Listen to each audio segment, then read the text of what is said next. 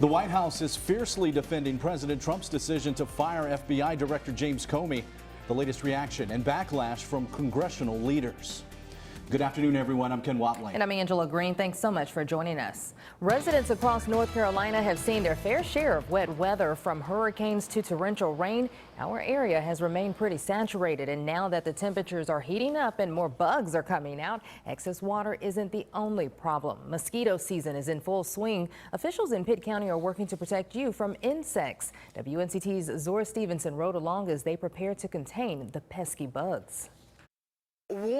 After a plea for almost $1 billion in disaster aid following Hurricane Matthew, North Carolina barely gets more than $6 million. Governor Roy Cooper is calling on Congress to support the state's hurricane recovery after he says the Trump administration denied 99% of the federal aid requested. The governor's office says of the $900 million asked for, North Carolina will receive just more than $6 million. In a letter to the Capitol, Cooper says he is shocked and disappointed in the lack of funding.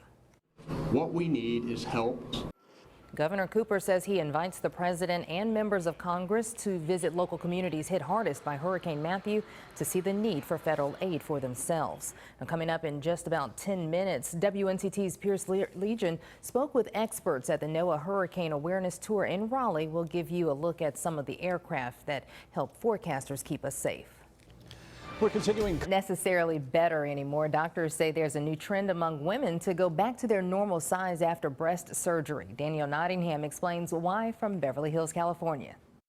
When Amy Wise had breast augmentation surgery, it was trendy. Early before you start. And 9 on your side, sports director Brian Bailey joins us now for your early sports. No jokes for you today with your exercise regimen. No jokes today, huh? No jokes on you. No jokes. The clown is going to behave. Is that what you're saying? All right, let's talk softball. The threat of rain off the schedule. East Carolina played in the opening game today. Single elimination. East coming up. Good evening. I'm Angela Green. And I'm Ken Watling. Thanks for joining us tonight. Hurricane Preparedness Week continues. The forecasts would not be where they are today without the help of the brave men and women who fly into the storm. 2 Hurricane Hunter aircrafts made a pit stop in Raleigh today as we gear up for another hurricane season. First Alert meteorologist Pierce Legion takes us inside. 180 in attendance.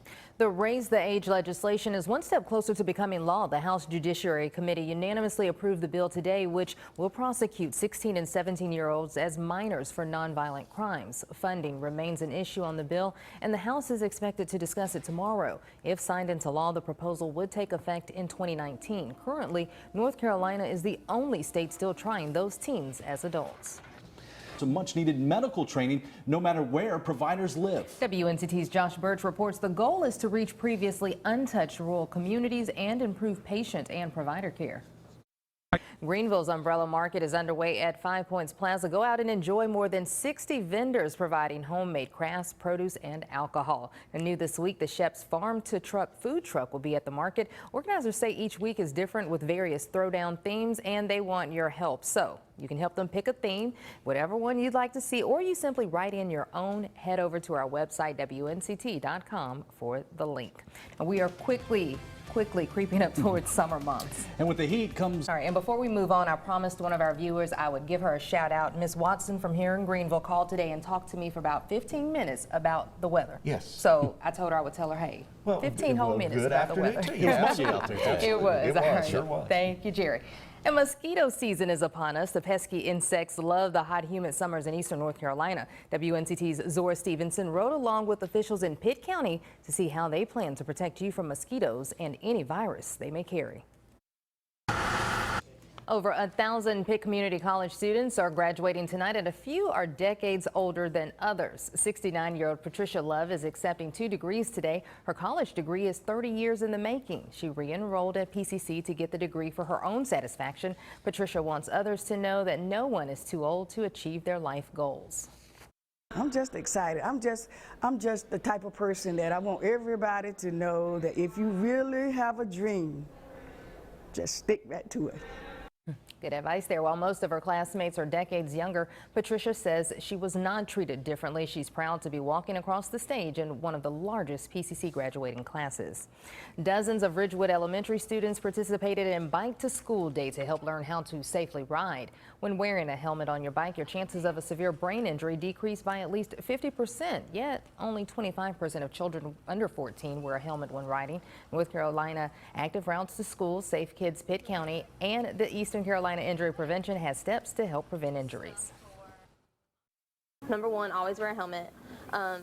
Two, try to avoid riding at night or in wet conditions, and always ride with a parent unless the parent feels comfortable with you riding by yourself. And then again, just making sure you follow the rules of the road. The program hopes to raise the number of kids wearing helmets by educating them early and showing the dangers of not wearing one.